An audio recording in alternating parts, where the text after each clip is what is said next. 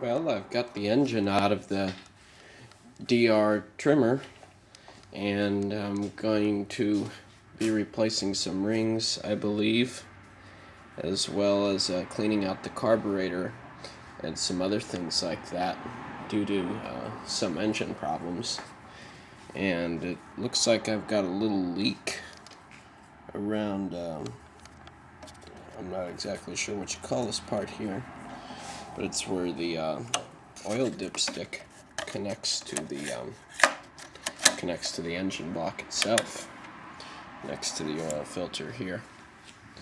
And there's the frame of the unit, which I've removed the engine from, and the parts in the box over there.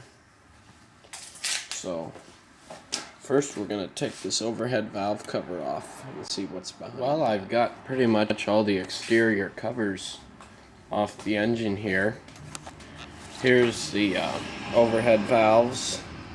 I'm not sure which one is which, but to me it looks like this is the exhaust valve, because here's the exhaust right here, and this is probably the intake valve, because the carburetor originally was right here, and then this runs back through a hose which connects right in here, which I've got sealed off to keep it clean. And that part is right in here on this engine. I've got a piece of electrical tape over there to keep that clean. And I believe that that runs into the intake, which is somewhere under here. But that's what's under the overhead valve cover. And yes, I have finally figured out why this thing, well, it seemed like it had ultra high compression. But here is the whole problem, and it's actually, I don't know how this would have happened, but it's not all that good.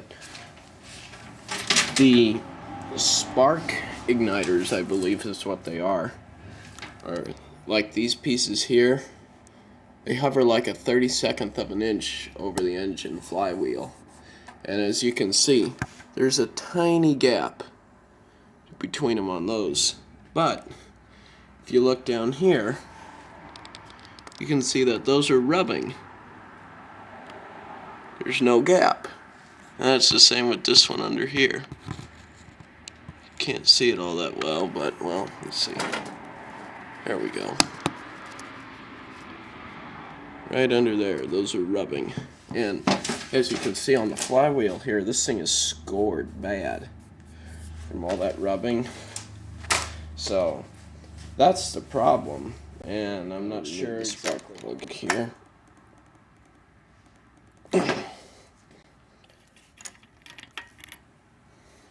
Whoa. Yeah, that thing was definitely burning a little oil. Good grief.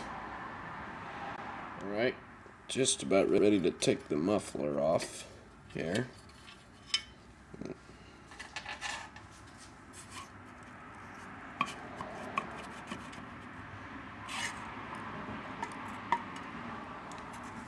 There's the muffler. Not much to it. Yeah, it's definitely pretty black.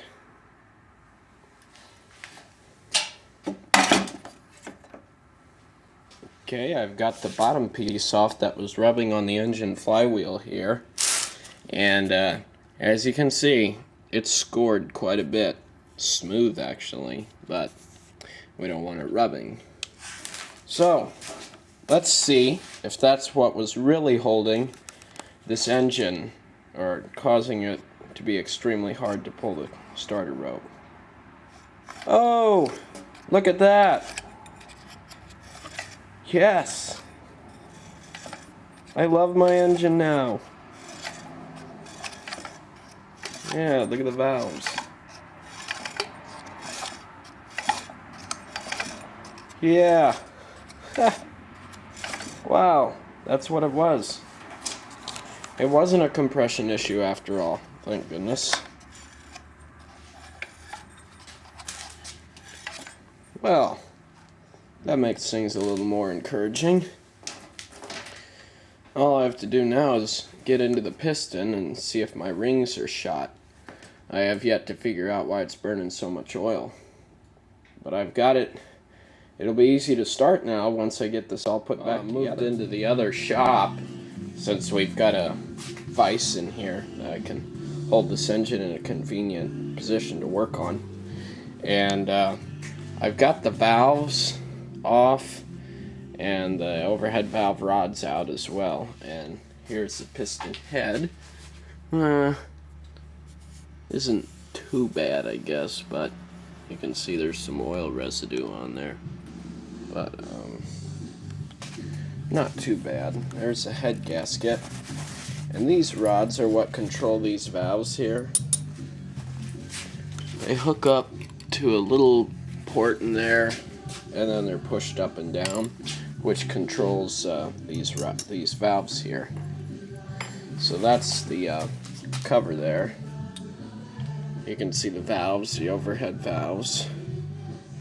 And this must be the exhaust, this must be the intake, because that one's a lot dirtier. I don't know, maybe I'm wrong, but that's just what it seems to me. So, let's see.